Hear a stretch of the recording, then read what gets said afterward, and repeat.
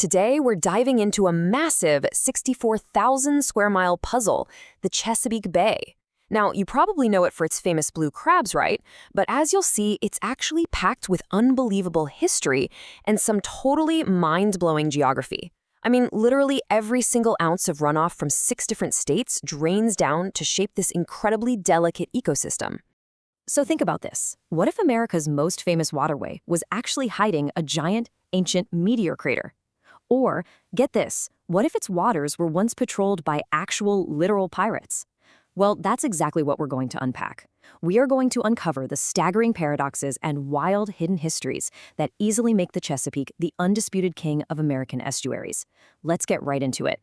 Okay, Section 1, Cosmic Origins and Drowned Valleys, a history written in ice and fire.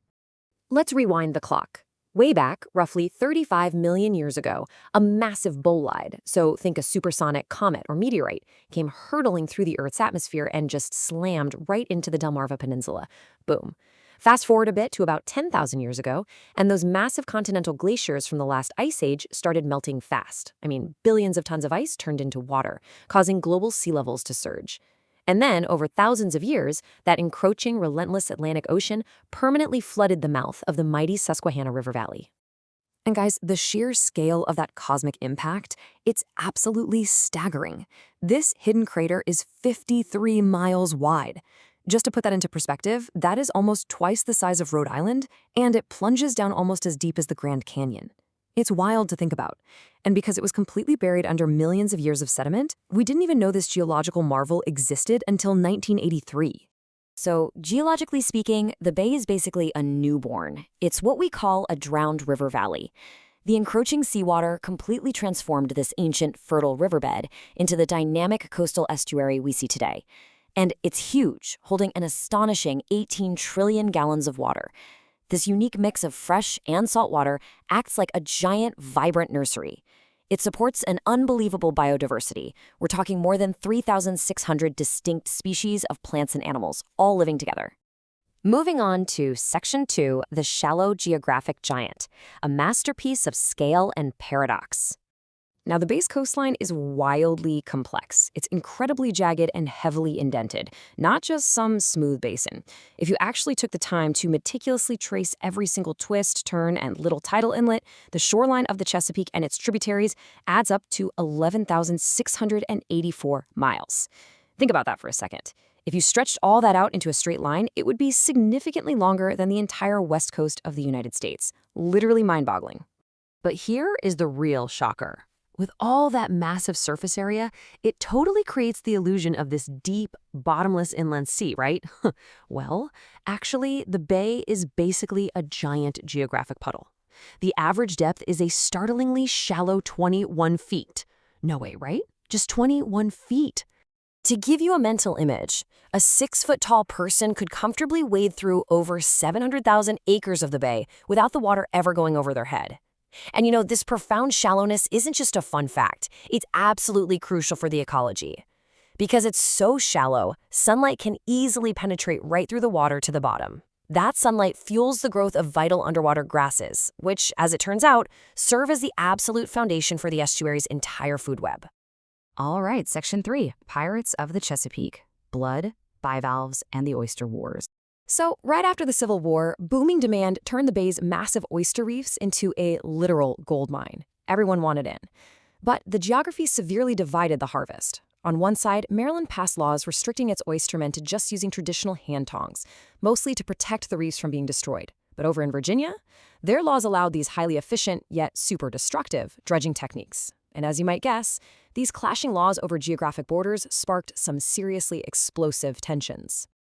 It actually got so bad that by 1865, heavily armed oyster pirates started illegally crossing those borders under the cover of darkness to raid the lucrative oyster beds. I mean, these guys literally equipped their boats with rifles and cannons. They frequently engaged in deadly firefights with rival watermen and the newly formed state police, which they called the Oyster Navy. These geographic borders essentially became a chaotic maritime war zone. And believe it or not, this conflict dragged on all the way until the mid-20th century. Let's head into Section 4. Islands Lost in Time, the cultural time capsules of the bay. Now, those exact same labyrinthine creeks that hid the oyster pirates, and actually also served as a crucial, often overlooked maritime route for the Underground Railroad, created a profound sense of human isolation. These super remote, marshy outposts out in the bay, places like Tangier Island and Smith Island, became total cultural time capsules. The bay was their only highway, so these tight-knit communities of watermen lived completely cut off from the mainland for generations, and because of that extreme geographic isolation, they preserved a fascinating linguistic anomaly known as the Hoytiter dialect. It's absolutely amazing to realize you can still hear echoes of 17th century colonial human geography alive today. This dialect features these really drawn-out vowels and an incredibly unique maritime vocabulary. It genuinely sounds remarkably close to a Lizzie English from the 1600s, but sadly, it's a culture on the brink. These historic island sanctuaries are now severely threatened by rising sea levels and constant erosion, which are literally washing their homes away. Okay, Section 5, Engineering the Tides.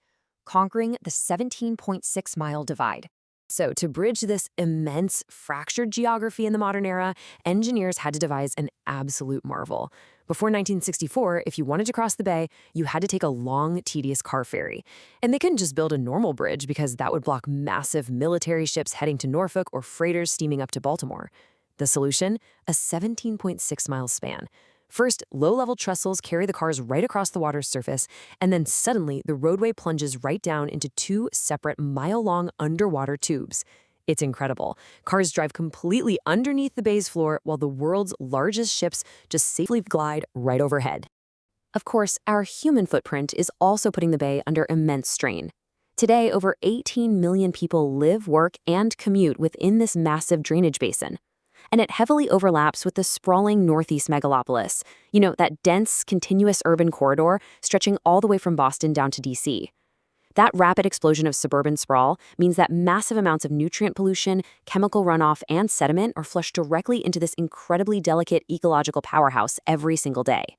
But in a really fascinating twist of modern human geography, scientists and engineers are actively fighting back. Let's look at Poplar Island. By the 1990s, this once thriving community had practically vanished beneath the waves due to erosion. But now, engineers are taking millions of cubic yards of dredged sand and mud pulled straight out of those deep shipping channels near the port of Baltimore, and they are artificially resurrecting the island. They're rebuilding it piece by piece, right back to its original 1800s footprint. It's amazing. They're transforming a sunken memory into a thriving 1,700-acre wildlife refuge. And that wraps up our explainer today. But it does leave us with a pretty provocative thought. If our massive engineering and understanding of geography can actively reach down and rebuild an entire vanished 1,700-acre island from the mud, well, what other sunken secrets and damaged ecosystems are we capable of restoring? It totally redefines our relationship with nature, showing us that we don't just have to be a source of strain, we can actually be the ultimate tool for recovery. Thanks for joining me on this deep dive into America's original bay.